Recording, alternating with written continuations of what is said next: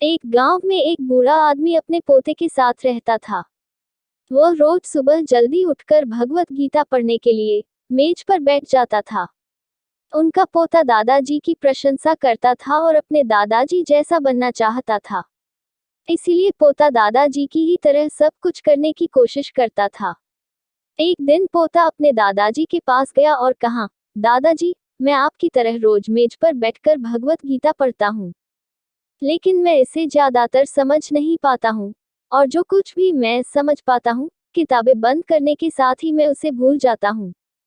अगर मैं जो पढ़ता हूँ और उसे भूल जाता हूँ, तो भगवत गीता पढ़ने से मुझे क्या लाभ होता है?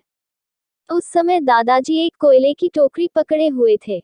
वह पोते की तरफ देखते हैं और उसे कोयले की टोकरी देते हुए कहा, नदी पर जाओ और मेरे लिए एक टोकरी पानी लेकर आओ।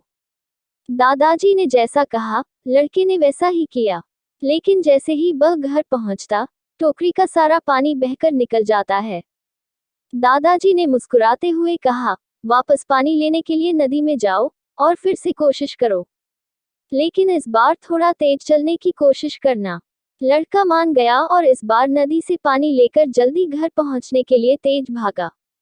लेकिन इस बार भी घर आने के बाद दादाजी ने देखा तो टोकरी खाली थी। दादाजी ने पोते को फिर से कोशिश करने के लिए कहा, लेकिन हर बार रास्ते में टोकरी से पानी निकल जाता है और टोकरी खाली हो जाती है। लड़का थक गया और अपने दादाजी को कहा, दूर नदी से टोकरी में पानी लाना असंभव है। मैं आपके लिए पानी से भरी बाल्टी लेकर आ सकता हूँ।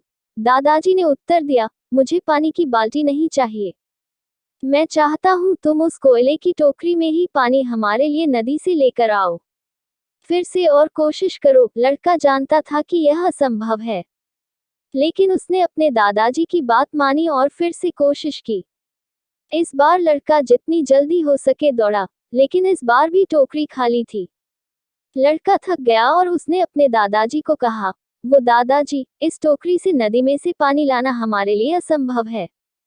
दादाजी ने उत्तर दिया, तुमको लगता है कि यह असंभव है, लेकिन जरा टोकरी को देखो।